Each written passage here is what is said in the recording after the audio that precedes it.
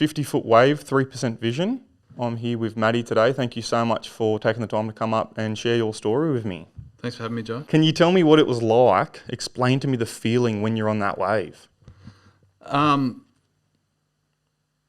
Just being present, I think, is people, I'm going down the wave with whatever speed, like 70 k's an hour. You let go of the rope over there, those sort of size waves at 60 k's an hour, and then you get faster as you get in the wave. So, as a blind person, you don't get to do things fast very often. Like I'm going up pretty slow because otherwise I'm running into stuff. So it's like the one time I can just go full gas, and if I fall off, it's like people die over there. But I can sort of be reckless, you know what I mean? So just freedom for me to be able to just drive my car, which is my surfboard. But it was, and you probably picked up at the end of the film, one of the things that happened, what I didn't know happened was, I was so present that sound, like obviously as a blind person, I use sound a lot, audio. The whole world went silent, even though I'm on a giant wave and there's jet skis all around me and there's waves, bombs going off everywhere. I didn't hear anything at all. It was just full silence, and all I could hear was the whistle, which is the boys used to steer me, like to navigate. We had like an orienteering whistle, and that's what the boys used to steer me through to navigate Nazaré. So when you're on the wave, Yep. You're riding something like that. Mm-hmm. What's the feedback like for you? Like, I know you said everything went quiet, but the sounds would still be incredible. You feel that rush, the speed. I'm guessing your legs are just like, I'm watching it just in absolute awe, just seeing the visual of what is happening. Yeah. Explain to me the feeling. So when I surf, I think that wave is difficult because, so people say, how do you surf when you're blind? Like obviously I get that's probably the main question I get asked by media and stuff. But and on the beach, like people see me a blind surfer on my wetsuit, or they know who I am. Like, how do you do it? But I've been surfing for 40 years, right? I started surfing when I was 5. So I flip back on people and say, well, how do you walk? Like, how do you explain to someone how you walk? It's just second nature. You just do it, right? Yeah. So for me, surfing blind, even though other people's brains can't get into that space, it's just what I do. And then Nazaré, surfing giant waves in Nazaré, it's another level of that. So, but I suppose to take it back to the walking analogy, the way I walk or the way I surf is I feel. Yeah, so I can feel the steepness of my front foot, what it becomes my cane. So I walked in here to the studio today with my cane, and I can sort of feel what's in front of me. And I don't always use a cane, but I more and more using one these days.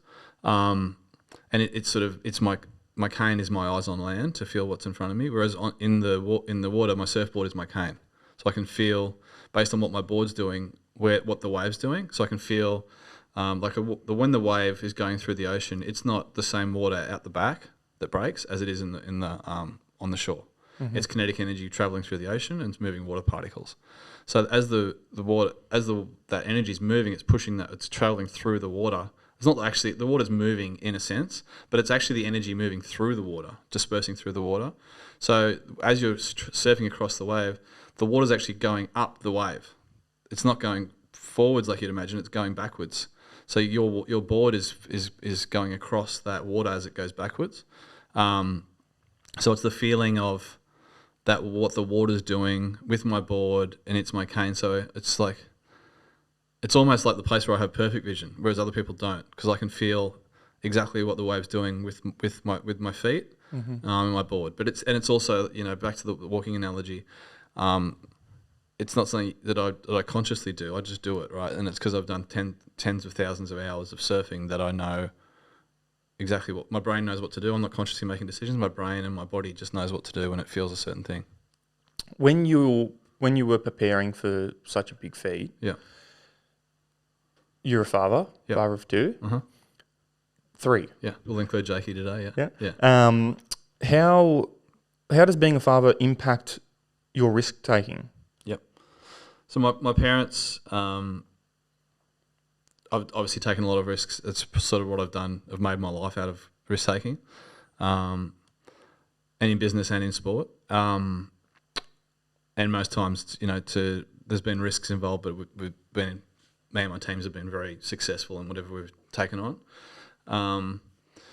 But my parents say that I was born without a self-preservation gene.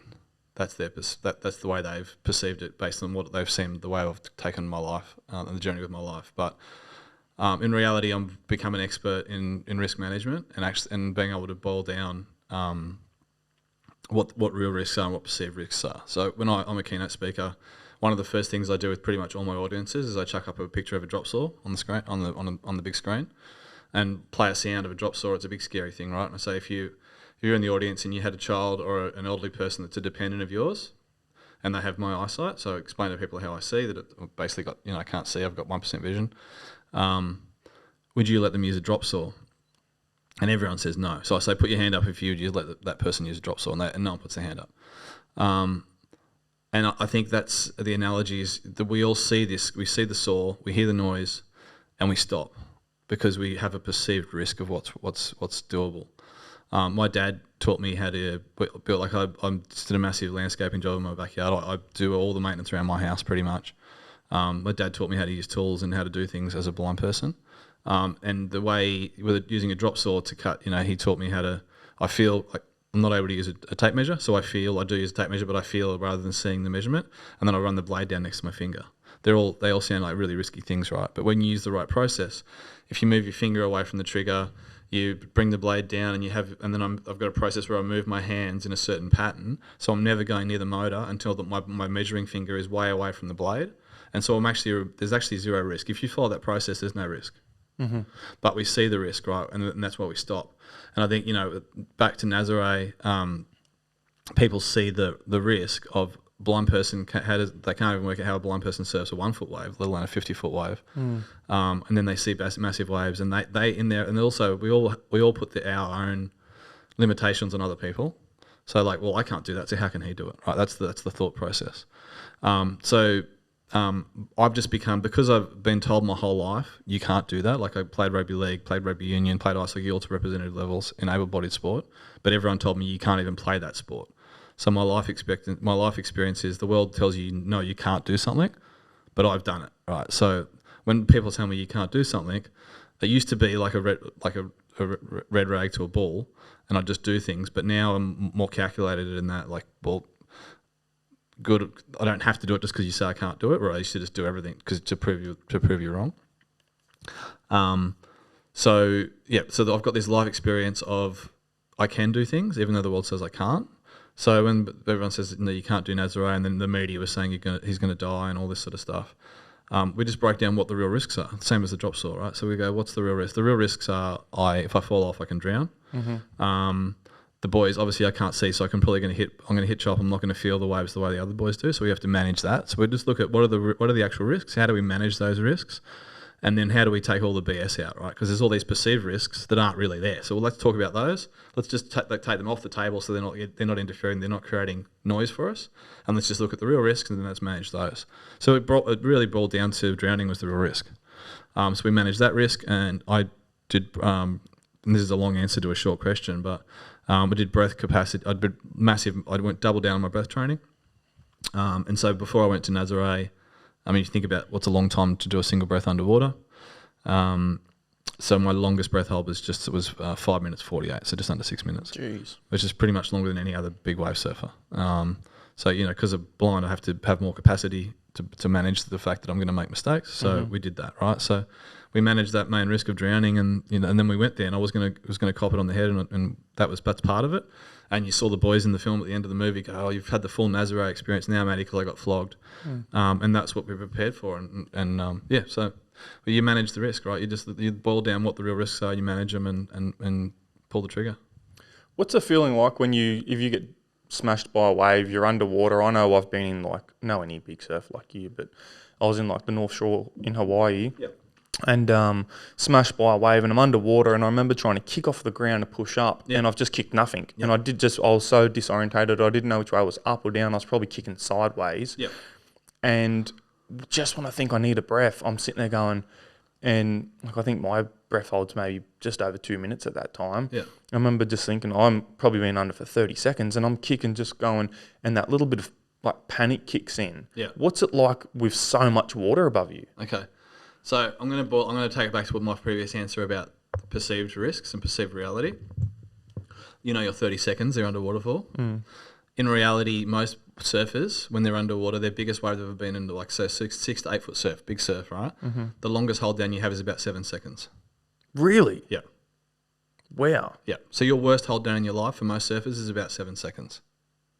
So at Nazaré, I got a crazy 50-foot beat down, like thousands of people on the headland, drone in the sky, 2 camera skis, my safety team, which was 4 jet skis. I'm in a bright orange wetsuit. No one could find me. That's how far I got dragged underwater, right?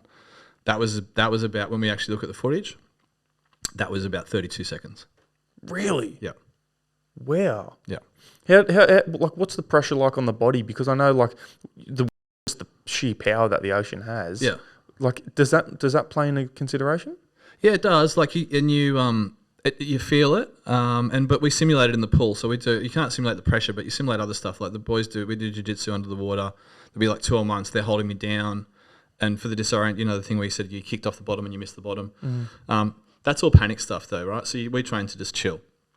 So I'm doing like, and anyone listening, don't do this. I'm training as an elite athlete with some of the best coaches in the world, but we would do like empty lung swims. So I'd breathe all the air out of my lungs and then they'd push my lungs and crash everything out. And then I'd do a full lap, like a 25-meter pool, come up, get one breath, and they'd push all my air out again. And then I get to go down and I'd have to swim. So you've got no air in your body and you just got to, if you do the whole kick thing where you're panicking to get to the surface, that's when really bad things happen. So I train to just stay calm. No matter what's happening, just stay calm. Your body will probably be okay.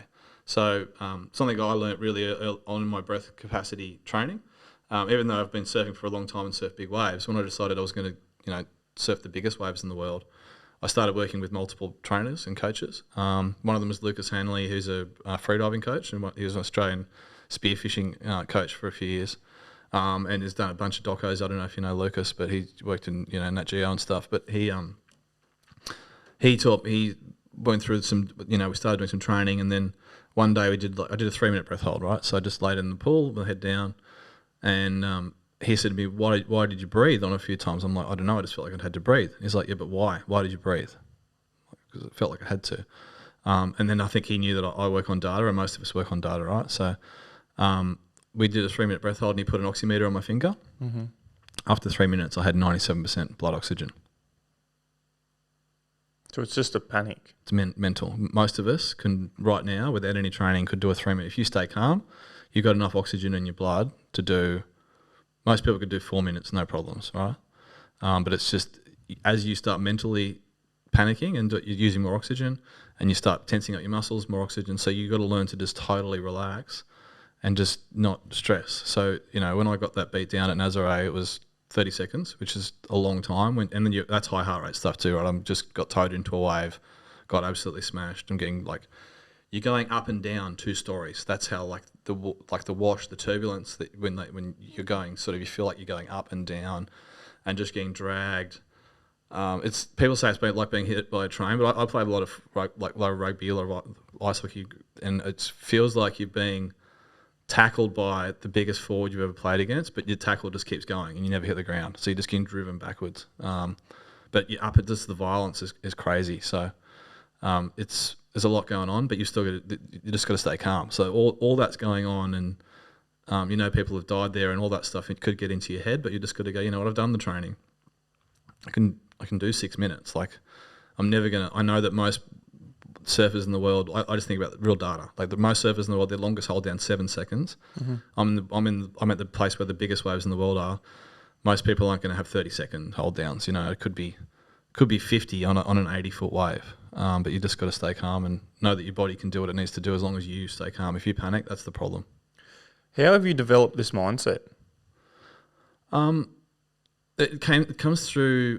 So playing a lot of those sports growing up, and I was embarrassed about my disability.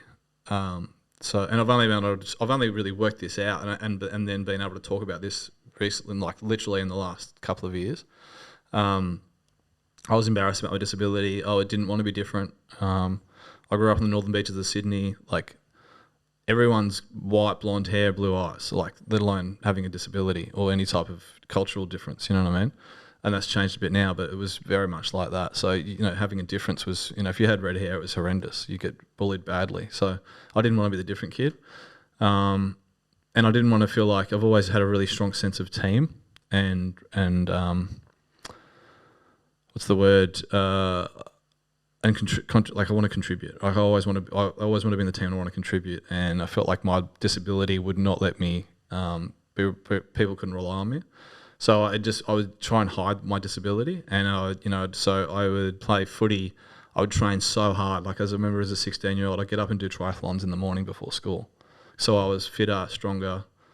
My body was able to make adjustments, so I was able to make up with my extra level of fitness for the fact that I was going to make mistakes on the footy field. And then I'd put in extra time asking questions with my dad and other players that I knew had played to a high level, so that I was the smartest kid on the field too. So I knew what was going on. I knew what plays the other team were going to do.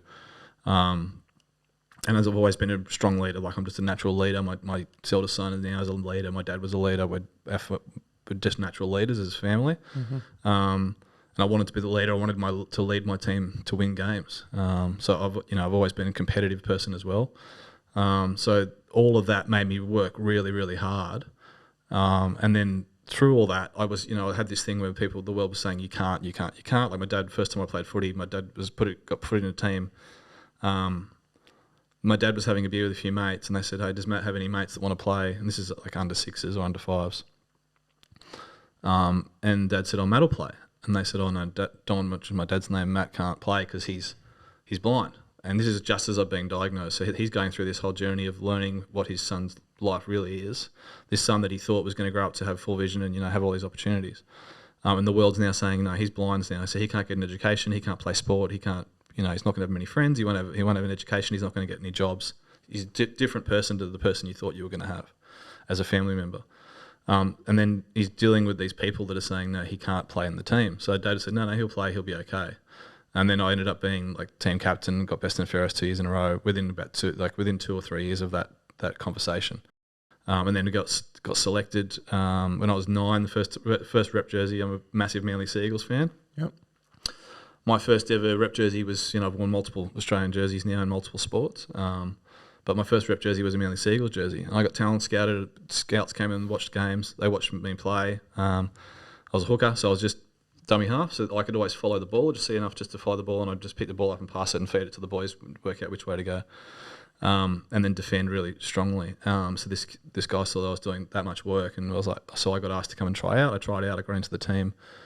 Back at those days, this is in the 80s, under 9s. You're not playing reps every weekend. There's like you do a bunch of training, and then there's like a round robin over 2 days. You play against the different clubs.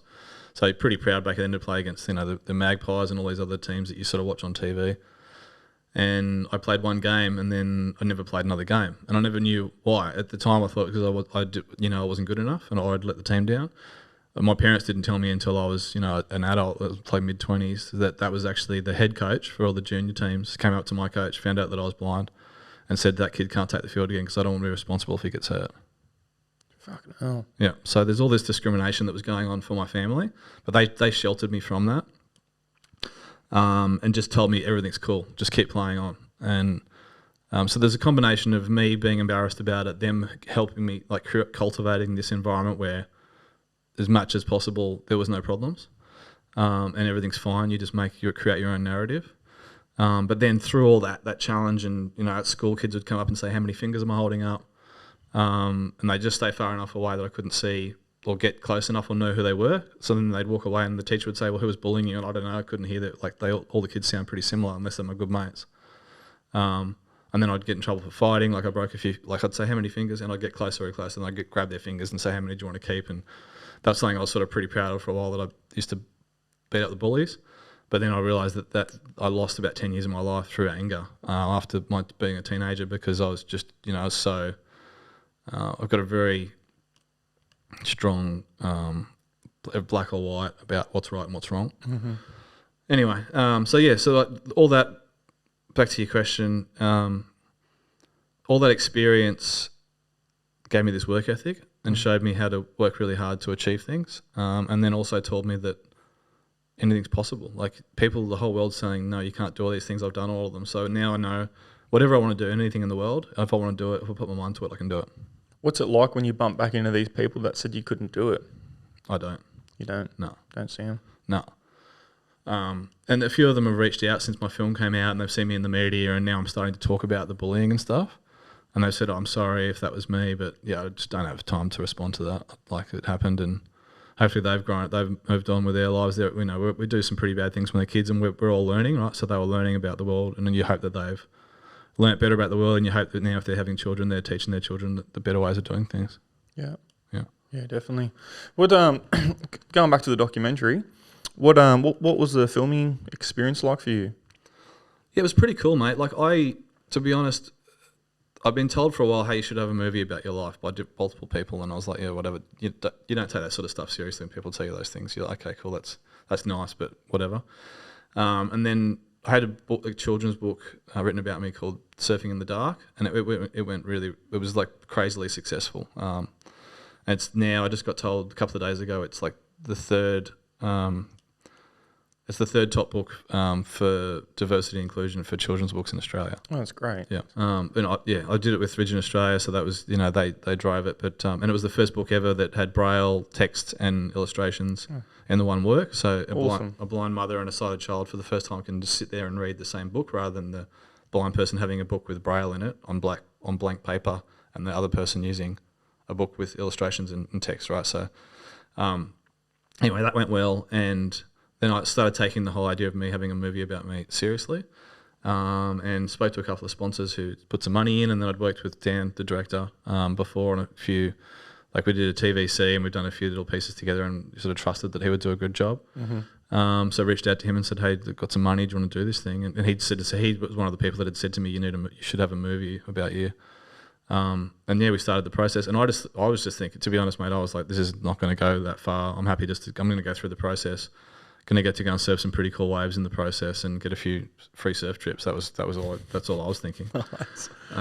Yeah, and then it's obviously done when it's done. So yeah, and it premiered at the Sydney Film Festival. Premiered at the Sydney Film Festival, and then we had the the official premiere, like the theatrical premiere at the Opera House. Yeah.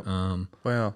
And then I believe it's top 5 for Australian docos for this year at cinema at the box office. So it's done a bit better than a few free surf trips. Yeah, bloody oath. Yeah. And is it on a streaming platform for people to watch it? Oh, look, I'm not supposed to say this because I want to obviously sell it to iTunes and stuff, but it's going to Netflix on the 1st of March. Okay, great. Yeah. Should I cut that out? No, that's right. Just put it in. Yeah, that's all good. Great, awesome. Yeah. And what's that feel like now to know that your story's just going out there, and it is just it's so inspiring. It really is inspiring. Like the amount of hearts that you'd be touching and lives you're changing by your story. Like, how does that feel?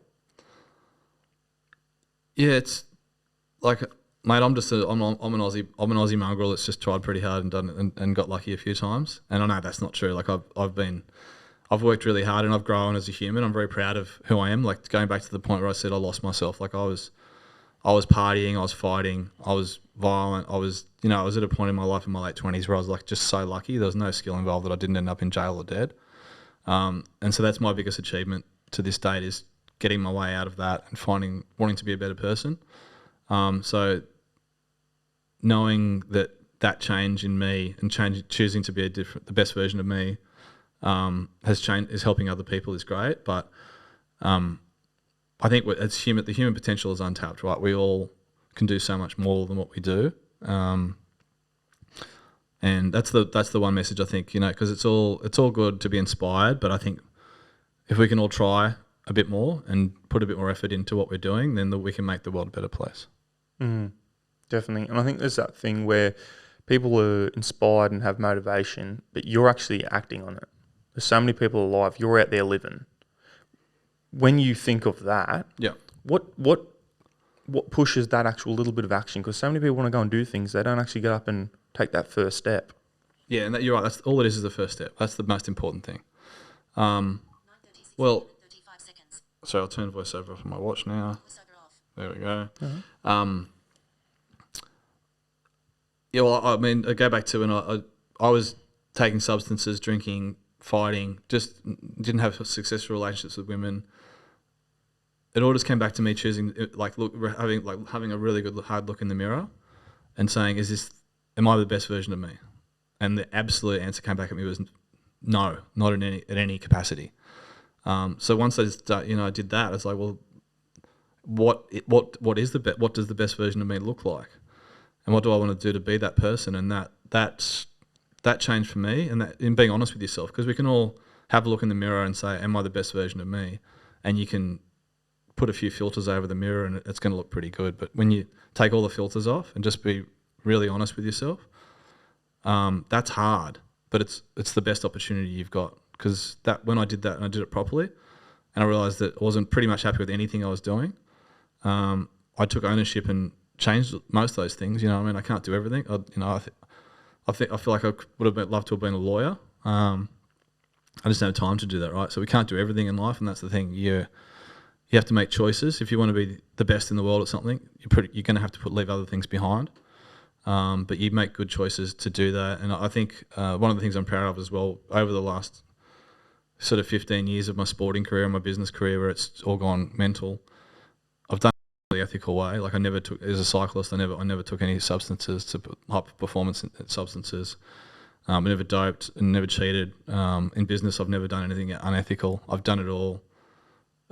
Not leaving no damage behind me. I've tried to bring the world with me and enrich people around me while I go through my journey. So I think that's all part of being the best version of me, right? It's winning gold medals, making corporates more successful, but trying to also make the community a better place while you're doing it. Mm-hmm. What's next? I want to make another film. Nice. Yeah. So I did the 6-minute breath hold, and that was for big wave surfing. So most of it was high heart rate training, low cut. It was for more around carbon dioxide management rather than oxygen preservation. So I feel like with that baseline, I could send it for free. I'm thinking about setting a world record for free diving. Wow. But I've never done free diving. So the premise for the film is, because cycling as well, I didn't own a bike in 2009, and by 2011 I was riding for Australia. But people now look at, everything's great in hindsight. People look back and they go, okay, well, he was the best in the world at that because he had all his mates were the best in the world, or he had the best sponsors to look after him. But I never had any of that. I built all that myself, and those guys became my mates because we rode together and we raced each other. So the premise of this film would be that, the first interview is me saying, I've never done this thing. Don't know what it is. Mm-hmm. I know a bit about it. I've spent a lot of time in the water and I love the ocean. It's what I grew up in and it's my happy place. But I've never done this sport as a sport. So show people how you make mistakes. You got to make a lot of mistakes to get good at something. Mm-hmm. But how you embrace those mistakes and how you get through the process, how I build a team, how do I learn. In every sport I've done, I've created evolutions. Like I designed and built the first ever carbon tandem bike that raced at an international level, because people said that wasn't possible. You had to use steel because carbon wasn't strong enough for tandems because of the length. And we disproved that. And then with surfing, I've evolved that with different techniques to be able to do big wave surfing for a blind person. And I feel like with free diving, there'll be ways that I can create innovations to make more performance possible. So yeah, that's what. And once again, I'll get to do a few nice trips to some good locations and hang swim with some sharks and some rays, and hopefully make something nice for cinema, but also give some lessons to people around what's possible if you have a crack. Awesome. Yeah. Incredible. So with that, would you try to go, is it the depth you're trying to hit or the time, is it just time underwater? Well, I don't know. And that's the thing. I never tried to do 6 minutes for free diving. I just went, I'm going to be the best version of me. Same thing, right? And then I sent it, and then I realised, then I asked my coach after that, hey, so what can Dylan do? Dylan Longbottom, who's one of my mentors, he was my shaper for Nazaré, and he's like, mate, Dylan can't do nothing. Like, he's probably half that. So I don't want to set limits like people, because the next, I'd say deep. I'm going to try and go as deep as I can. Mm-hmm. But then the next question you ask is, how deep are you going to go? And that was the question everyone asked me for Nazaré, how big are you going to go? And I didn't answer anyone because I don't want to set. I don't want to set limitations, because I feel like if I start saying now 50 meters or 70 meters or whatever it is, whatever I say is probably going to be short of what I'll do, because people were saying 50 foot, that's crazy, but we did over that. So. Yeah, I don't know what it will be, but I know that it will be the best depth that any para swimmer has ever gone to. So that's yeah, and that it's a big risk. It's a risky thing, right, to put your balls on the line and say I'm going to be the best at this, because there's a big chance you could not get there. But I know based on what I've done with lots of other sports, that when I try and do something, I try really hard and I find the best people and I've got a very good process to do it. I love that you have that mindset. I love that you do that. You just say you're going to do it and go out and do it. It's incredible. How far in of that are you now? Have you started doing any freediving? No. Talking with the documentary crew? No, I don't want to do any freediving at all until we start filming. Okay. Because otherwise it doesn't feel authentic. And you will know, like, if you try and prep an interview, you do it off camera, it's never going to sound as good than when you do it the right. It's the real deal. So I don't want to start any of the journey until we start rolling cameras. And I haven't really. I've spoken to a few different crews, but I haven't locked down who I'm going to work with on it yet. So I think that's the first thing. And then, once I find the people I want to work with, then we'll go. And unfortunately for me, once I start on something, and my wife, it's full gas. Yeah. Once we work it out, what it looks like, then I'll start that project. And I'm pretty excited about it, to be honest, because it's something new. Like in surfing now, I've won 4 world titles. I've won everything a couple of times, all the different pro comps. I love surfing and I don't want to burn out. Like cycling, I completely burned out. Like I sold all my bikes. I didn't want to ride. I didn't want to look at a bike when I retired from cycling.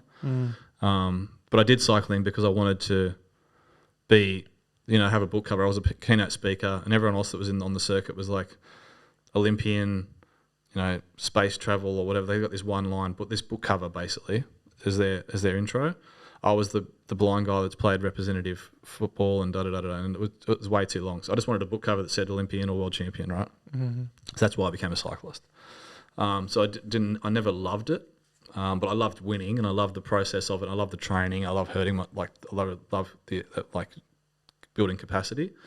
But yeah, that was I fell out of love with that sport. But yeah, I definitely don't want to do that surfing. So sort of, I'm taking a bit of time off here and there with surfing now. But I don't feel like freediving will be my forever sport. But I want to send, just like what I did with cycling, I want to send it and see how far I can go. That's great. Yeah. How's your speaking going? Yeah, it's going really good at the moment. Like it can always do better. I've got a pretty big mortgage, so I need as much of it as I can get. But it's going really well, and I think I've got better as a speaker too. Like I've become more vulnerable in talking about my journey and the lows. I've got a slide that I use now, which is a train coming off the tracks. And I used to talk about all the amazing things I've done. I've won this and I've won that and I've got all these gold medals. But what does the audience get out of that, right? It's cool, good on you, mate. You've done all these things. But when you tell them about where you've gone wrong and how you got the train back on the tracks, that's more beneficial to them and it's more impactful, I suppose, emotionally for them as a journey. And then now I've also worked out I've really broken down I'm an executive coach as well. So through coaching, I've worked out some good messages that I can share with people to be able to actually take it away and implement into so they can, they've got a process. So if they choose they want to do something, rather than just starting at square one, I can give them a process to use to be able to go from square one to square two and then have a big goal and know what a formula looks like to get there. Is that the core message you're pushing like through your keynotes? Look, there's a couple of key messages. It's mainly big goals, and the whole no such thing as can't. Like that's really my brand now. That's what I'm sort of. Two things that I'm sort of locking down on for next year is I suppose my handle will be that blind guy that says 50-foot waves, and then my motto for my business, for my speaking business is there's no such thing as can't. So which is something I believe. It's not just a throwaway term. And my kids hate that, because they're like, there is such a thing as can't. I can't do this. I'm like, yeah, you can, mate. Think about it. Just talk yourself through it, and by the time you get to the end of it, you'll work out a way that you could do it, and you'll have to leave other things behind, and you might need to work on it for the rest of your life, and you won't be able to do anything else, but you probably can do it. Yeah. Well, what does it feel like passing these life lessons and this mindset down to your children? It feels pretty good, mate. Like my parents gave it to me in a sense. It wasn't the boiled down version that I've got now. And like in the 80s, men didn't communicate the way they communicate now. My dad was a very hard man, like no pain, no gain. I remember breaking my arm at one point, and we grew up on Narrabeen Lake. He pulled my boat up with one arm because you got to take care of your stuff. Like in the documentary, I feel like it captures your old man perfectly in that sense. Yeah, like just he's a hard man. Yeah, but like he was a great coach too. Like he coached me in ice hockey. We coached us through a premiership. The guy can't ice skate. That's awesome. Yeah. So I've learned a lot from him about coaching and about leadership. He was a sales manager and marketing manager for alcohol companies. So yeah, I learned a lot from him, but I also learned a lot from him about what I don't like about his style of leadership. He's very much about do what I say, don't ask questions. It's very old school, right? With now, I'm very open to them challenging me. I think it's great because we can all learn as a team, and if I think they're wrong, I'll tell them. But we can, and if we both end up on different sides of a conversation, that's fine too. We don't have to have tension because of that, right? We've just ended up in a different place. And at the end of the day, if I'm the leader, I need to make calls on what we do. So I'll make a call. But the one thing that I've learnt from my dad, without him telling me these things, but it's just the way that it was inferred, is values and behaviours, and they're the things that really unlock potential. So with my kids now, when they go, I've worked out a process with them I want them to be experts in values and behaviours, because we can all learn skills, as I've shown with cycling, surfing, hopefully with freediving. Skills can be learned and capacity can be built, but very hard to learn behaviours and values. And it's like I've also noticed with leadership, it's very challenging to be able to coach people on values and behaviours, but they're the biggest needle movers. So my kids, when they go to sleep every night, they say, I'm brave, I'm inquisitive, I'm grateful, I'm kind, I'm happy, and then they say their name. So I'm Max Formston, I'm Elsie Formston, I'm Jake Formston. And then a couple of nights a week, I'll say to them, so what does brave mean? Like, tell me what brave is. Or tell me how are you being inquisitive? Are you being great? Like when you were doing this today with Mum and you were being a little, you weren't being a good kid. Was that really being grateful? Or was it being kind? How could you have done that differently to show those values? So getting them to talk through who they are, how their friends are, how their teachers are, and those values, and how they're all demonstrating those values. I'm getting them to become experts in values. And I believe that if they become experts in values, that they can learn anything they want to learn, and they can be the best in the world at whatever they want to do. Talking about values, what does courage mean to you? Courage is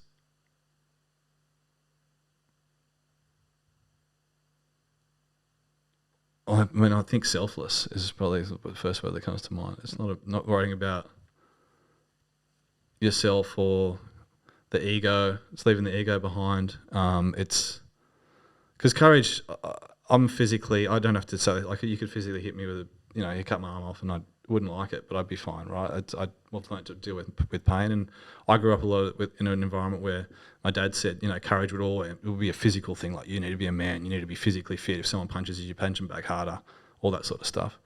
But for me, when you said courage, I was more about the emotional stuff, like, because that's the thing. I'm physically as tough as it gets, but emotionally as soft as it gets, and that's something I'm really proud of as well. Mm-hmm. Like I'll cry over an ad, you know what I mean? I have a little sniff. My wife thinks it's hilarious because I have to leave the room sometimes when watching movies. But I think that's the courage, is being able to embrace that gentleness of emotion.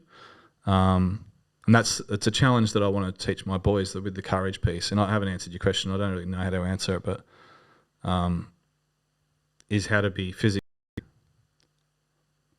physically immovable, but be as soft as a flower when it comes to your emotions, because that's the courage. Because it's hard. Being vulnerable in your emotions is very hard, and that's the place where you can actually get hurt. But I think that's what to me is a real man. How did you not discover that, but how did you come to terms with living that life? It was that once going back to that 10 years of my life where I was having those bad behaviours and living in pubs and just wanting to fight every bloke and pick up every chick. That wasn't the best version of me. And that, as I started analysing myself and realising what's the best version of me, I realised that the conflict that I was having with people, the conflict involves 2 or 3 people or more, right? And if you're involved in conflict, you're one of those people. So then I started looking at, okay, well, how can I be better when I'm involved in this conflict? And then as I started analysing that, I'm like, hang on, I actually don't even need to be in this conflict. Why am I even in this? Like, if I respond this way, there will be no conflict, you know, and I can probably help these people. I can help myself by doing that. So when I started going down that path, I realised that I don't even need to be in conflict. So I just be the best version. Being the best version of me is being the best version of me, and that's, you know, just keep analysing that, saying, well, when you're interacting with humans and animals and anything and the world, is that the best way that you could do that? And when you keep analysing that and you keep testing it and just pressure test, you'll end up realising that emotions are super important, and protecting people. As a leader, I'm responsible for a lot of people's livelihoods, you know, their family, their mortgages. That's a really important task, and leadership is it's not a burden, it's a responsibility, and it's a privilege. And now that I'm in those positions, I realise that, you know, me being vulnerable to my people is the best way I can be a leader. And that's the same thing with my children and my wife and everyone. If I'm vulnerable and I can, and my clients as a speaker, if I'm vulnerable and I share my real story, they're going to get a lot more out of it. I do the same way. I analyse myself all the time, every day, like 10, 20 times a day. Yeah. There was a very specific turning point in my life where before that turning point, I never self-analysed, never thought about that stuff. And since that event, it's just become who I am. Was there a turning point for you? Was there a specific event that happened? No, it was just I'm in my late 20s, and this is just what comes to mind when you say that, but I'm walking home from partying, and the sun's coming up. Like, I'm going home with the sun coming up. And people might still do that now, and that's who they are, but that wasn't the best version of me, because when I do that, I lose the whole day. I'm not able to, you know, go to work the next week. I'm more cloudy. Like, that just wasn't the best version of me. And there's multiple versions of that. But when I remember back at those sorts of things, and then, you know, getting into this is a memory, and this is like really early in the stage of play when I'm 20. But I woke up at a bus stop once. Like, I not woke up, but I was sitting on a seat. I became conscious. You know, I had that much alcohol that I just blacked out, and I woke up and I had blood all over me, and it wasn't my blood. And just those memories. It wasn't one particular instance, but when I started doing the analysis at that time, where I went, okay, what's the best version of me? When I think about those instances, I'm like, well, that's not the best version of me. Mm. Did it take time to change? Yeah, it didn't take that long, but it took a few years. So, but then once I got to, there was sort of like a tipping point. Once I got to a certain point, because it's, you know, it's hard. Like, the growth is really hard, and making choices about not going out partying anymore. Like, and I was still single when I was making most of these changes. So, and I really wanted to be in a successful relationship. I wanted to be a husband. I wanted to be a dad. And I wasn't in a position in my life where I think I would have been good at either of those things, even though I thought I was. So it just, you know, it was really hard to make all those changes in me and my behaviours. But then once I made, you know, it was probably a 2-year period. Once I got about 18 months into that, I literally, within a 6-month period, I met my wife. I started writing for Australia. I got my first executive job. Like, literally, the whole world just changed for me, because I changed. I changed myself, and then my whole world changed. Yeah. Your wife, just from, I obviously haven't met her, but seeing her in the documentary, seems very, very supportive. Yeah. She's incredible. What's it like saying you're going to go and break another world record in diving and that? Like, what do them conversations look like? Well, the first conversation's like, no, you're not. No, honestly, she's the most supportive human in the world, but she's also the most real human in the world, and I need that. Like, she cuts me down very often. I'm a dreamer as much as I'm anything else, because I believe, you know, I can think about a reality that I want in the future and manifest that reality. And a lot of times she'll be like, no, you can't, because there's a family to go with you, and we don't want to come with you on that journey. And she knows, you know, like, when I have to train. When I'm going to have to try, like, obviously I can train to a certain level with the family, but when I decide to go and set that world record, there will be a period of a few months where I'll need to just be all in, very selfish, and just train. And And yeah, so she knows what's involved, and she's been through that process with me now with surfing and with cycling. So yeah, she's supportive, but the conversation originally was like, no, you're not. And then, it's a bit of me explaining, well, I think I can do it this and that. And she's saying, well, one of the things obviously for her is she doesn't want to lose her husband. And, there's all this fear around freediving. And there's obviously the doco that came out recently where, someone lost their life. But when you actually look at the numbers, it's so much more dangerous crossing the road for me. Walking to the beach, we live across the road from the beach. Walking across the road to the beach with my dogs is so much more dangerous. When you look at the numbers and in the way I approach things, I will have that much rigor and safety, and I'll have the best safety team in the world. I don't know who they are yet, but I'm sure that I will get to work with some of the best people in the world in that sport. And when you do that, when you attract the right people, you get the right talent around you, and you have the right processes and approach, we'll all have. I'm sure, just like with Nazaré, and I went out there with some of the best guys in the world, had the best safety team in the world. We went there to have a whole bunch of fun, but we were all taking it pretty seriously too, because if anyone gets their job wrong, someone dies. So I'm sure that it will be very similar with the freediving, but I just don't know what it looks like yet. And she trusts me, right? She knows now as well. Like if I said this when we first met, she'd be like, "You're crazy. You've never done that. You're not doing that." But she knows that the way I approach things, and I think she says it in the film. It's Matt. He does whatever he does it, and he does it well, and he gets through it. So we'll have the right processes, we'll have the right people, and it'll be a ton of fun, and hopefully we can inspire some people on the journey as well. So death is on the cards. Are you scared of dying? Does that drive you to make sure you get through the task? Death's on the cards for sure, but with death's on the cards crossing a road. Like I'm all about, and it sounds real like dark and too analytical, but you got to be analytical about things. The reality is we're all, death's on the table every day. Like I get on the freeway and people are doing crazy stuff around you in the cars. Like that's so much more dangerous than what I do in sport when you have the right processes. But yeah, going back to I didn't quite answer your question earlier around fear. My parents, said I don't have the self-preservation gene. I used to be a bit reckless. I still had really good risk analysis and processes, but, I'd cut a few corners. I can remember one day surfing massive waves up near Boulders Beach, near Lennox Head, and had no inflation on, had one jet ski that wasn't the best jet ski with one driver. It's pretty dangerous, right? There definitely wasn't the best rigor around that process. But I learned from that, and I would never do that again.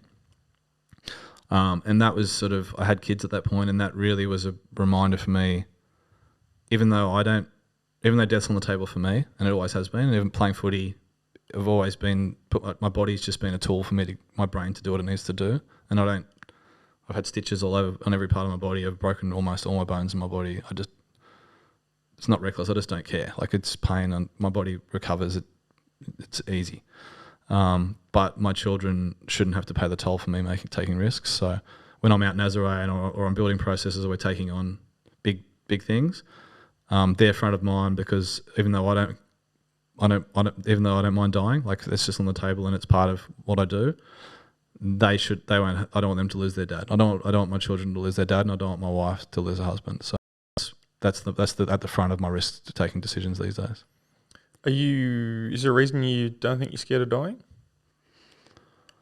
Do you believe in God? I'm sort of up and down with that. Not really. I don't. I'm very anti the the main institutional religions. Mm-hmm. I'm a big fan of magic. Like I love Santa. I love cartoon characters. Like I think the stories that the superheroes tell are amazing. Mm-hmm. And that's sort of my, I think the main religions, there's a lot of that there, right? And you have to have faith to believe them. But without faith, there's no real evidence. For me, everything should be evidential. But why we're here, right? That's a big question. How do we get here? What was before the Big Bang? All that stuff. So, I believe that there is more than, when I broke the world record for cycling in Mexico, in my head, I was very much about whatever God is for me, me being part of God, and us doing that together. So there's been different parts of my life where I've been spiritual. I went to Catholic school, so I've had a very different, my mum was a scripture teacher, my brother is born again. So I've had different experiences with religion and yeah, I'm not sure where I stand with it right now. My children are about to start school at a Christian school as well.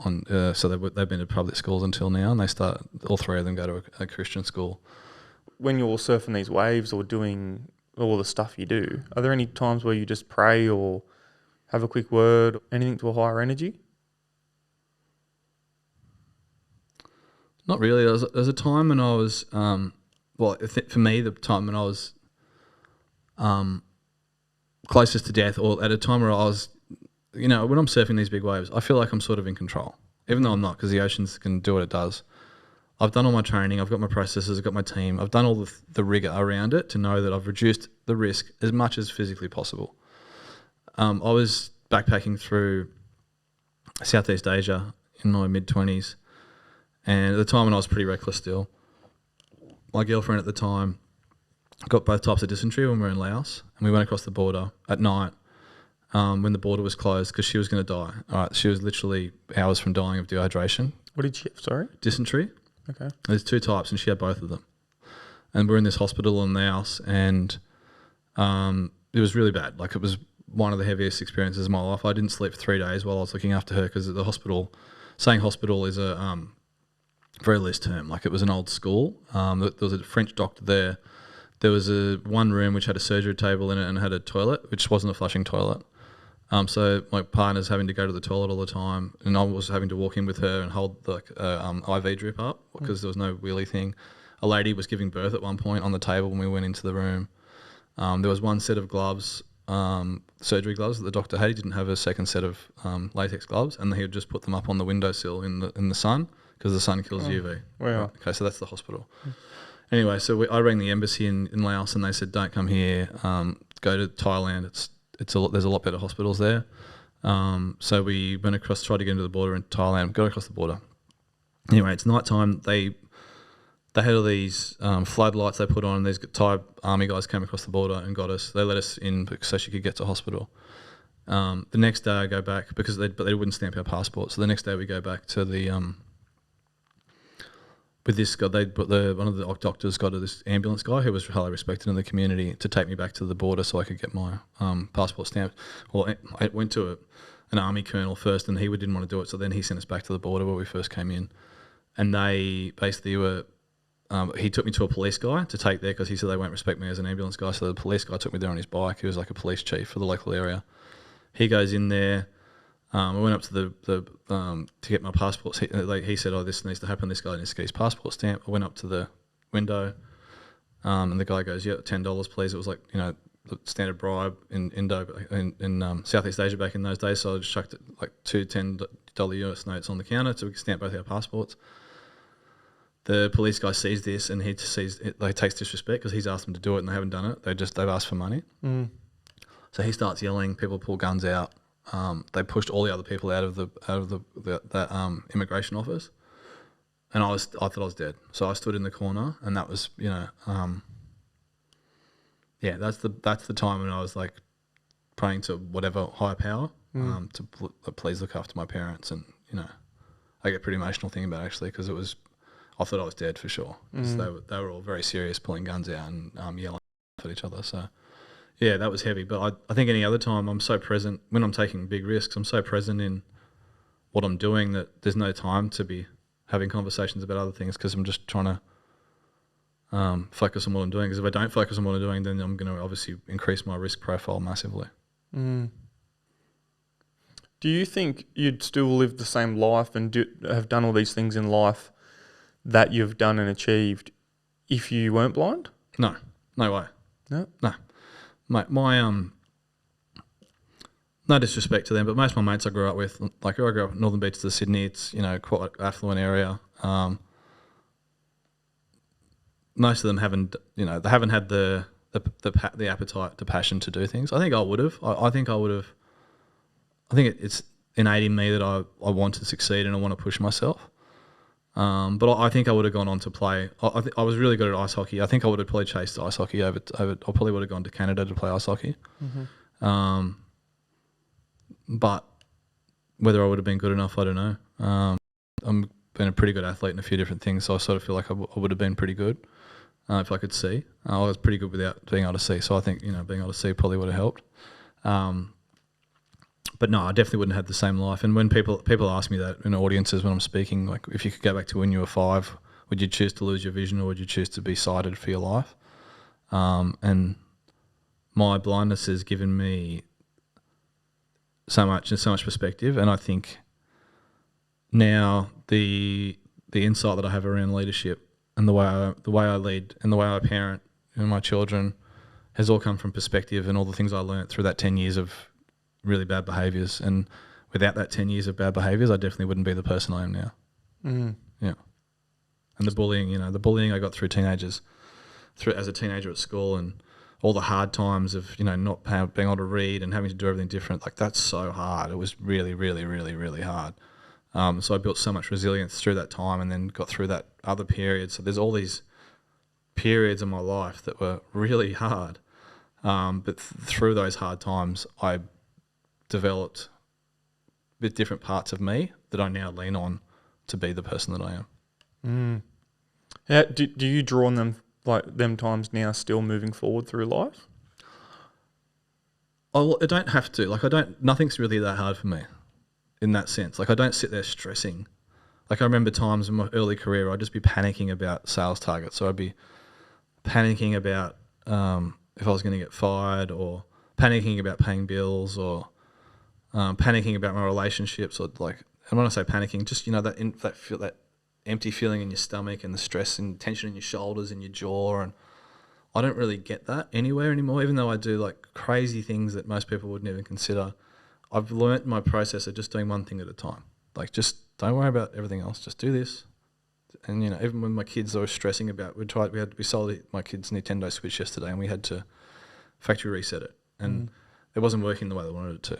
That's for anyone dealing with technology is stressful. I was like, mate, just go back one step at a time. Work out what we can do. We can only do what we can do, and that's a pretty simple thing. But it can get very stressful if you get stuck at one point. If you just get stuck on the problem, you'll get stuck. If you just go, no, that didn't work, let's try another way. Keep trying a different way. Stay calm with that whole thing. You can go from saying today, never done freediving, to in 3 years' time setting a world record, because you're just ticking off one thing at a time, taking your time. You're not being lazy. You're not dragging it out. But if you panic, you go slow. If you focus and just relax, things go fast. Mm. If you go back to younger self, yeah, and give one piece of advice, what would it be? Be more compassionate. Because I felt so let down in the world because I got bullied and I got treated badly by women. I had a partner at one point that we weren't intimate for a long number of times, and I was like, what's going on here? And then she ended up telling me, because I couldn't make eye contact with her, she didn't want to do that. And these are all really heartbreaking things, right? So because the world treated me badly, I thought that I was very black and white about this is the way I see the world, so everyone else should see the world in this way. And if they don't, then I'm not going to have any tolerance for that. And I've now learnt that we all have different backgrounds. We've all got different ways of doing things, and all those ways are actually really valid. So yeah, if I could tell my younger self to just actually think about where people are coming from and consider their perspective and consider their approach, it would have been a lot. All the other things are still going to happen. I'm still going to deal with all the other bullying, but it would have been easier, and I would have been less hard on myself and created less conflict in my communities if I was just a bit more gentle and a bit more open to people's perspectives. Mm. Yeah, Matt, you're an incredible person. You've inspired me a lot. I just want to thank you for sitting down and having a chat with me. Thanks, Jye. Sorry my answers are so long, mate, but yeah. Don't be silly. They're great. Love them. Cheers, mate. Cheers.